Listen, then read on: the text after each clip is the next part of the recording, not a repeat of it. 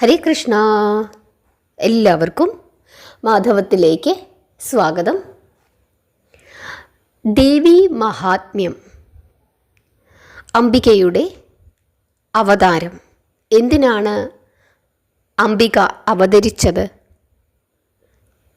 ദേവി മഹാത്മ്യത്തിലെ പ്രധാനപ്പെട്ട ഭാഗം, ആ ഭാഗം നമുക്കൊന്ന് കഥാരൂപത്തിൽ ഒന്ന് പറഞ്ഞു നോക്കാം. നിങ്ങൾക്കെല്ലാവർക്കും തീർച്ചയായും ഇഷ്ടപ്പെടും എന്നുള്ള കാര്യത്തിൽ യാതൊരു സംശയവുമില്ല. കാരണം ഭക്തവത്സലയാണ് അംബിക. ഒരു നിമിഷം അംബികയെ പ്രാർത്ഥിച്ചു കൊള്ളുക. സർവ്വവിധ ഐശ്വര്യങ്ങളും അംബിക നിങ്ങൾക്കെല്ലാവർക്കും നമുക്കെല്ലാവർക്കും പ്രദാനം ചെയ്യും എന്നുള്ള കാര്യത്തിൽ യാതൊരു തർക്കവും ഇല്ല. ഹരേ കൃഷ്ണ. ശ്രദ്ധിച്ചു കേട്ടുകൊള്ളുക. പണ്ടുകാലത്തുണ്ടായ ഒരു കഥയാണ്. അതായത് സ്വാരോചിഷ മന്വന്തരത്തിലെ ഒരു കഥ. അന്ന് ചൈത്രവംശം എന്നൊരു വംശമുണ്ടായിരുന്നു. ആ വംശത്തിൽ സുരഥൻ എന്ന ഒരു രാജാവും ഉണ്ടായിരുന്നു.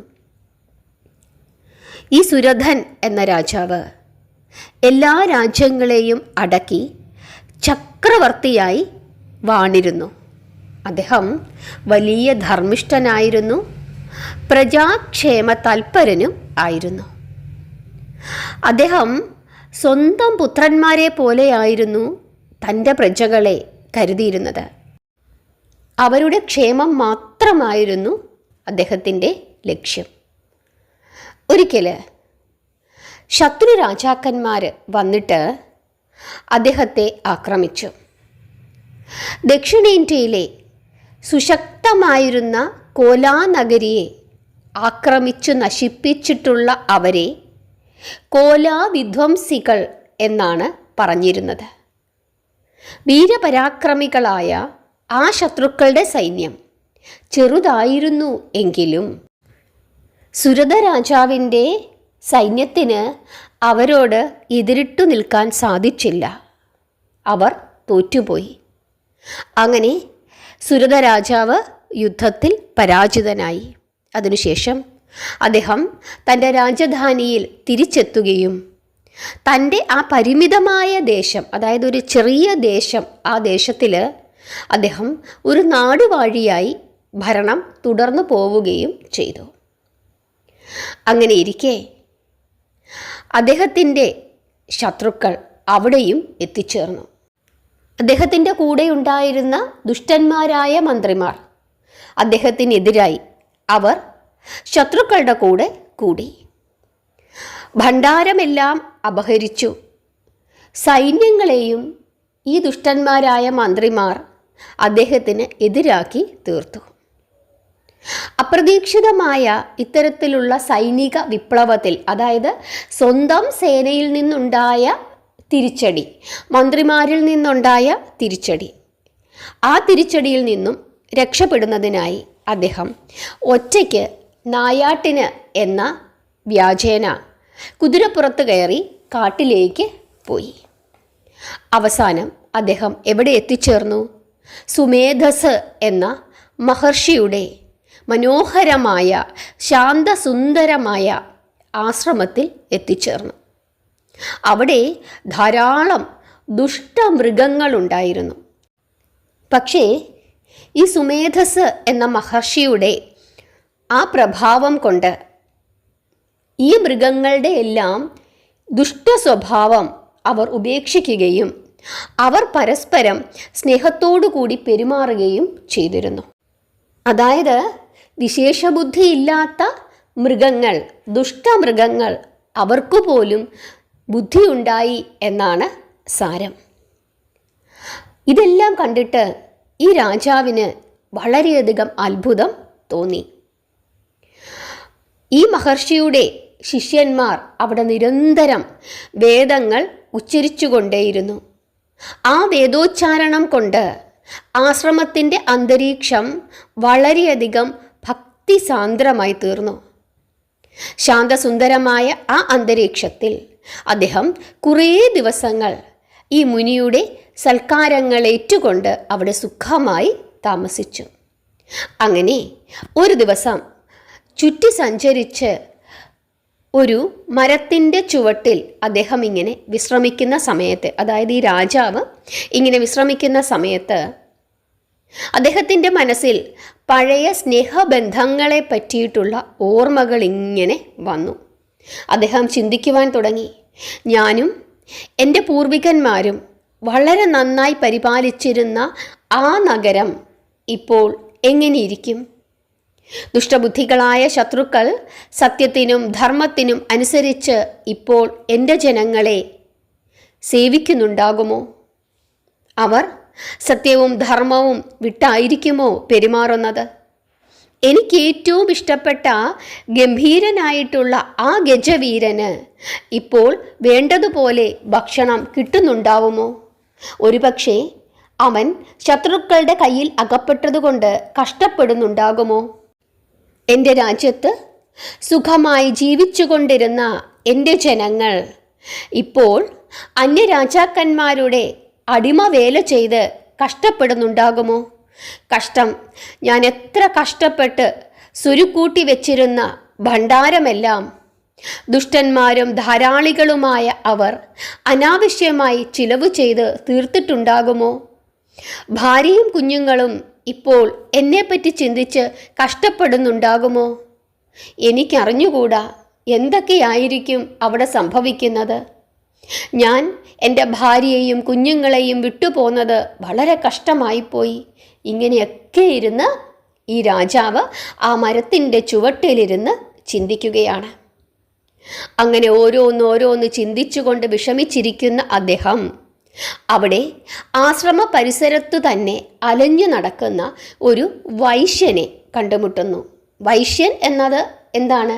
ഒരു വർണ്ണാശ്രമത്തിലെ ഒരു വിഭാഗമാണ്. നമ്മൾ വർണ്ണാശ്രമം പഠിക്കും, 4 വർണ്ണങ്ങൾ: ബ്രാഹ്മണൻ, ക്ഷത്രിയൻ, വൈശ്യൻ, ശൂദ്രൻ.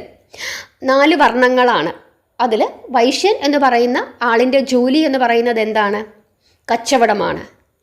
എല്ലാ രാജ്യത്തും പോയി കച്ചവടങ്ങൾ നടത്തിക്കൊണ്ട് ജീവിക്കുന്ന ആ ഒരു വിഭാഗം, അവരെയാണ് എന്തെന്ന് പറയുന്നത്? വൈശ്യൻ എന്ന് പറയുന്നത്. അങ്ങനെ ഒരു വൈശ്യനെ കണ്ടെത്തി. ഈ രാജാവ് ഈ വൈശ്യൻ്റെ അടുത്തു ചെന്നു. എന്നിട്ട് ചോദിക്കുകയാണ്, അങ്ങ് ആരാണ്? എവിടെ നിന്ന് വരുന്നു? എന്താണ് ഇവിടെ വരുവാൻ കാരണം? അങ്ങയുടെ മുഖത്ത് വലിയ ദുഃഖം ഞാൻ കാണുന്നു. എന്താണ് അങ്ങയെ ഇത്രയും ദുഃഖിപ്പിക്കുന്നത്? ഇങ്ങനെയൊക്കെ ഈ രാജാവ് ഈ വൈശ്യനോട് ചോദിച്ചു. അപ്പോൾ ആ വൈശ്യൻ തൻ്റെ കഥ പറയുകയാണ്. ശ്രദ്ധിച്ച് കേട്ടുകൊള്ളുക. ഹരേ കൃഷ്ണ. ഞാൻ സമാധി എന്ന് പറയുന്ന ഒരു വൈശ്യനാണ്. വീട്ടിൽ ധാരാളം സമ്പത്തുണ്ട്, ഭാര്യയും മക്കളുമുണ്ട്. പക്ഷേ ധനലോഭികളായ പുത്രന്മാർ ആ ധനമെല്ലാം അപഹരിച്ചു. അവർ ദുർവ്യയം ചെയ്തു, അനാവശ്യമായി ചിലവാക്കി. പുത്രന്മാരും അവരുടെ ഭാര്യമാരും കൂടി എന്നെ വീട്ടിൽ നിന്നും പുറത്താക്കി. ധനമെല്ലാം പുത്രന്മാർ എടുത്തുകൊണ്ട് പോയി. അങ്ങനെ നിർധനനായി തീർന്നു ഞാൻ. നിർധനനായി തീർന്ന എന്നെ എൻ്റെ ബന്ധുക്കൾ ഉപേക്ഷിച്ചു. അങ്ങനെ ഒരു നിവൃത്തിയുമില്ലാതെ ഞാൻ ഈ കാട്ടിൽ എത്തിച്ചേർന്നിരിക്കുന്നു. എങ്കിലും വീടിനെയും കുടുംബത്തെയും പറ്റിയുള്ള ചിന്തയിൽ ഞാൻ ദുഃഖിതനാണ്. എപ്പോഴും അവരെ പറ്റിയുള്ള ചിന്തയാണ് എനിക്ക്. എന്നെ അവർ ഉപേക്ഷിച്ചു, എങ്കിലും എനിക്കവരെ മറക്കാൻ സാധിക്കുന്നില്ല. വീടിനെയും കുടുംബത്തെയും പറ്റിയുള്ള ചിന്തയാൽ ഞാൻ എപ്പോഴും ദുഃഖിച്ചുകൊണ്ടിരിക്കുന്നു. ഇപ്പോൾ അവർ എങ്ങനെ കഴിഞ്ഞുകൂടുന്നുണ്ടായിരിക്കും? മക്കൾക്ക് നല്ല ബുദ്ധി തോന്നിയിരിക്കുമോ? ഭാര്യയും മക്കളുടെ കൂടെ ചേർന്നതുകൊണ്ട് ഇപ്പോൾ അവൾ കഷ്ടപ്പെടുന്നുണ്ടാകുമോ? ഇതൊന്നും അറിയാത്തത് കൊണ്ട് എൻ്റെ മനസ്സ് വളരെയധികം വിഷമിക്കുന്നു. ഇങ്ങനെ ഈ വൈശ്യൻ രാജാവിനോട് പറഞ്ഞു. അത് കേട്ടപ്പോൾ രാജാവ് ഇങ്ങനെ ചോദിച്ചു, ദുഷ്ടന്മാരായ പുത്രന്മാരും ഭാര്യയും അങ്ങയെ ഉപേക്ഷിക്കുകയും ഉപദ്രവിക്കുകയും ചെയ്തു എന്ന് അങ്ങ് പറഞ്ഞില്ലേ? പിന്നെ എന്തിനാണ് അങ്ങ് അവരെ പറ്റി ഇങ്ങനെ ഓർത്ത് വിഷമിക്കുന്നത് എന്ന് രാജാവ് വൈശ്യനോട് ചോദിക്കുകയാണ്. അപ്പോൾ വൈശ്യൻ എന്താണ് മറുപടി പറഞ്ഞത്? അങ്ങ് പറയുന്നത് വളരെ ശരിയാണ്. അത്യാഗ്രഹികളായ മക്കളും ഭാര്യയും പതിസ്നേഹമോ പിതൃസ്നേഹമോ ഇല്ലാതെ എന്നെ പുറത്താക്കി. ബന്ധുക്കളും എന്നെ ഉപേക്ഷിച്ചു. എങ്കിലും എനിക്ക് അവരോടുള്ള സ്നേഹം വിട്ടുപോകുന്നില്ല. എന്തു ചെയ്യും? എനിക്കെല്ലാം അറിയാം. എങ്കിലും അവരെക്കുറിച്ചുള്ള സ്നേഹം എൻ്റെ മനസ്സിനെ വല്ലാതെ വിഷമിപ്പിക്കുന്നു. ഇങ്ങനെ ഈ വൈശ്യൻ രാജാവിനോട് പറയുകയാണ്. അത് കേട്ടപ്പോൾ രാജാവിനും തോന്നി, ശരിയാണ്, ഞങ്ങൾ രണ്ടുപേരും തുല്യ ദുഃഖിതരാണ്. അങ്ങനെ ഇവർ രണ്ടുപേരും കൂടി മഹർഷിയുടെ അടുത്ത് ചെന്നു. അതിനുശേഷം അവർ മഹർഷിയെ നമസ്കരിച്ചു. മഹർഷി അവരെ സ്വീകരിച്ചു. കുശല പ്രശ്നങ്ങൾക്കു ശേഷം രാജാവ് ചോദിക്കുകയാണ്, അല്ലയോ മാമുനി, അങ്ങയോട് ഒരു സംശയം ചോദിക്കുവാൻ ഞങ്ങൾ ആഗ്രഹിക്കുന്നു. അതിനൊരു പരിഹാരം വരുത്തി അങ്ങ് അനുഗ്രഹിക്കണം. മന്ത്രിമാരും പുത്രന്മാരും കൂടി രാജ്യവും ഭണ്ഡാരവുമെല്ലാം അപഹരിച്ചു. എനിക്ക് കൊട്ടാരം വിട്ടുപോകേണ്ടതായിട്ടും വന്നു. എങ്കിലും എനിക്ക് അവരോടുള്ള സ്നേഹം, മമത പോകുന്നില്ല. അതുപോലെ തന്നെയാണ് ഈ വൈശ്യൻ്റെയും കാര്യം. ഈ വൈശ്യൻ അവരുടെ മക്കളാലും ഭാര്യയാലും വീട്ടിൽ നിന്നും ഇറങ്ങിപ്പോകേണ്ടി വന്നിട്ടുള്ള ആളാണ്. ഇദ്ദേഹത്തിൻ്റെ സ്വത്തുക്കൾ മുഴുവനും അവർ കവർന്നെടുത്തു. അതിനുശേഷം അവർ ഇദ്ദേഹത്തെ വീട്ടിൽ നിന്നും പുറത്താക്കി. ബന്ധുക്കളും അദ്ദേഹത്തെ ഉപേക്ഷിച്ചു. എങ്കിലും ഈ വൈശ്യൻ ഇപ്പോഴും അവരെ പറ്റി ഓർത്ത് ദുഃഖിച്ചുകൊണ്ടിരിക്കുന്നു. എല്ലാം അറിയാമെങ്കിലും ഞങ്ങളുടെ മനസ്സ് ഇപ്പോഴും അവരെപ്പറ്റി ദുഃഖിച്ചുകൊണ്ടിരിക്കുന്നതിന് എന്താണ് അതിനു കാരണം? എന്തുകൊണ്ടാണ് അങ്ങനെ സംഭവിക്കുന്നത്? ജ്ഞാനമുണ്ടെങ്കിലും അജ്ഞാനികളെപ്പോലെ മോഹം ഞങ്ങളെ വിട്ടുമാറുന്നില്ല. കുടുംബ ബന്ധങ്ങളിൽ നിന്നെല്ലാം ഭഗവാൻ ഞങ്ങളെ മുക്തരാക്കി. എങ്കിലും ഞങ്ങളുടെ മനസ്സ് വീണ്ടും ആ ബന്ധനത്തിലേക്ക് തന്നെ പോയിക്കൊണ്ടിരിക്കുന്നു. എന്തുകൊണ്ടാണ് ഇങ്ങനെ സംഭവിക്കുന്നത്? ഇങ്ങനെയൊക്കെ ആ രാജാവ് മഹർഷിയോട് ചോദിച്ചു. രാജാവിൻ്റെ ഇപ്രകാരമുള്ള ചോദ്യം കേട്ട് മഹർഷി അവരെ സമാധാനിപ്പിച്ചുകൊണ്ട് ഇങ്ങനെ പറയുകയാണ്. മഹർഷി എന്താണ് പറഞ്ഞത്? കേട്ടുകൊള്ളുക. മഹാത്മാവേ, എല്ലാ ജന്തുക്കൾക്കുമുള്ളിൽ ജ്ഞാനമുണ്ട്. ഓരോ ജന്തുവിനും ഓരോ വിഷയത്തിലാണ് ജ്ഞാനമുള്ളത്. ചില പ്രാണികൾക്ക് പകൽ കണ്ണു കാണുകയില്ല. ചിലർക്ക് രാത്രി കാഴ്ച ഉണ്ടാവുകയില്ല. ചില പ്രാണികൾക്ക് രാത്രിയും പകലും ഒരുപോലെ കാഴ്ച കാണും. മനുഷ്യർ ജ്ഞാനികളാണ് എന്ന് പറയുന്നു, ശരി തന്നെ. പക്ഷേ അവർ മാത്രമല്ല ജ്ഞാനികളായിട്ടുള്ളത്. പക്ഷി മൃഗാദികൾക്കും അതുപോലെ തന്നെ ജ്ഞാനമുണ്ട്. കാണുന്നില്ലേ? പക്ഷികൾ സ്വയം വിശപ്പ് സഹിച്ചുകൊണ്ട് ദിവസവും ഭക്ഷണം കൊണ്ടുവന്ന് കുഞ്ഞുങ്ങളുടെ വായിൽ വെച്ചു കൊടുക്കുന്നു. സ്വന്തം ചിറകുകൾക്ക് ഉള്ളിൽ വെച്ചു തന്നെ അവയെ വളർത്തുന്നു, പറക്കാൻ പഠിപ്പിക്കുന്നു. എങ്കിലും കുഞ്ഞുങ്ങൾ വളർന്നു കഴിഞ്ഞാൽ അവയിൽ ഒരു മമതയും അവർ വയ്ക്കുന്നില്ല. എന്നാൽ മനുഷ്യരോ മക്കളെക്കുറിച്ച് പ്രത്യുപകാരം ആഗ്രഹിച്ച് പിന്നെയും പിന്നെയും സ്നേഹം വെച്ചുകൊണ്ടിരിക്കുന്നു. അതിനു കാരണം സ്വാർത്ഥ ലോഭമാണ്. അപ്പോൾ അങ്ങനെ ആലോചിക്കുമ്പോൾ പക്ഷികൾക്കുള്ള അത്ര ജ്ഞാനം നമുക്കില്ല എന്നാണ് തോന്നുന്നത്.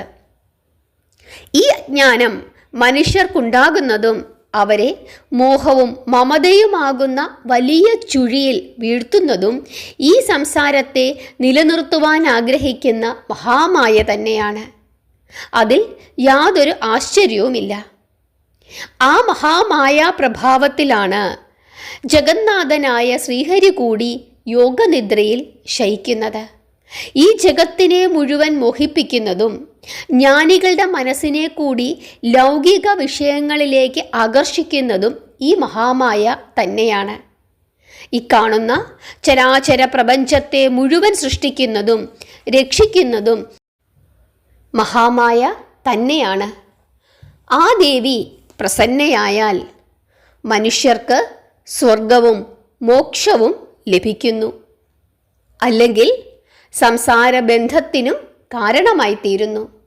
പ്രപഞ്ചത്തെ മുഴുവനും നിലനിർത്തുന്ന ആ മഹാമായയുടെ ശക്തിയാണ് നിങ്ങളുടെ ദുഃഖത്തിനും ആധാരം. അത് നിങ്ങൾ അറിഞ്ഞുകൊള്ളുക. ഇങ്ങനെ മഹർഷി ആ വൈശ്യനോടും രാജാവിനോടും പറഞ്ഞു. മഹർഷിയുടെ ഇത്തരത്തിലുള്ള വാക്കുകൾ കേട്ടപ്പോൾ രാജാവിന് വലിയ സന്തോഷമായി. അദ്ദേഹം ആ മഹർഷിയോട് വീണ്ടും ചോദിക്കുകയാണ്, അല്ലയോ മഹർഷി, ആ മഹാമായ ആ സർവശക്ത ആരാണ്? എങ്ങനെയാണ് ആ മഹാദേവിയുടെ ഉത്ഭവം? എന്താണ് ആ ദേവിയുടെ കർമ്മങ്ങൾ? ഇതെല്ലാം അറിയുന്നതിനായിട്ട് ഞങ്ങൾക്ക് ആഗ്രഹമുണ്ട്. ദയവ് ചെയ്ത് എല്ലാം അങ്ങ് വിസ്തരിച്ച് പറയണം, ഞങ്ങളെ അനുഗ്രഹിക്കണം. ഇങ്ങനെ രാജാവ് മഹർഷിയോട് പറഞ്ഞപ്പോൾ സന്തുഷ്ടനായ ആ മഹർഷി ഇങ്ങനെ പറഞ്ഞു തുടങ്ങി. അല്ലയോ രാജാവേ, അങ്ങ് കേട്ടുകൊള്ളുക. മഹാദേവി അംബിക ഈ പ്രപഞ്ചം മുഴുവനും വ്യാപിച്ച് സ്ഥിതി ചെയ്യുന്നു. ഈ ജഗത്തിൻ്റെ മൂർത്തിയാണ് മഹാമായ.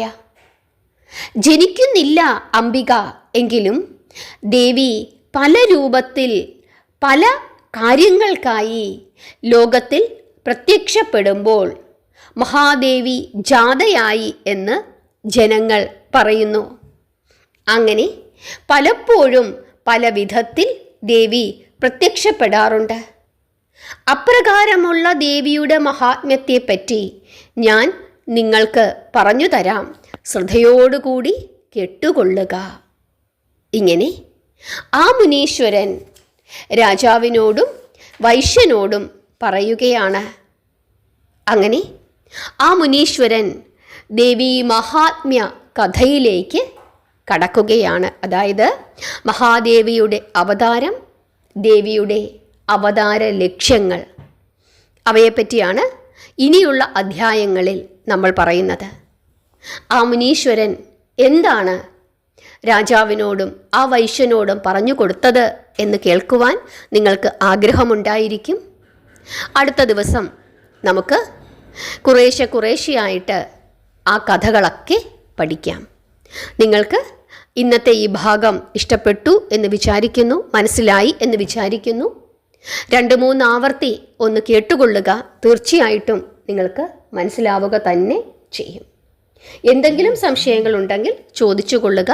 എനിക്ക് അറിയാവുന്നതാണെങ്കിൽ ഞാൻ നിങ്ങൾക്ക് തീർച്ചയായും പറഞ്ഞു തരാം. എന്നും മാധവത്തിൻ്റെ കൂടെ ഉണ്ടാകണം, നാമം ജപിക്കണം, പ്രാർത്ഥിക്കണം. എല്ലാവരെയും ഭഗവാൻ അനുഗ്രഹിക്കട്ടെ. അമ്മ മഹാമായയുടെ അനുഗ്രഹം നിങ്ങൾക്ക് എല്ലാവർക്കും ഉണ്ടാകട്ടെ. ഹരേ കൃഷ്ണ.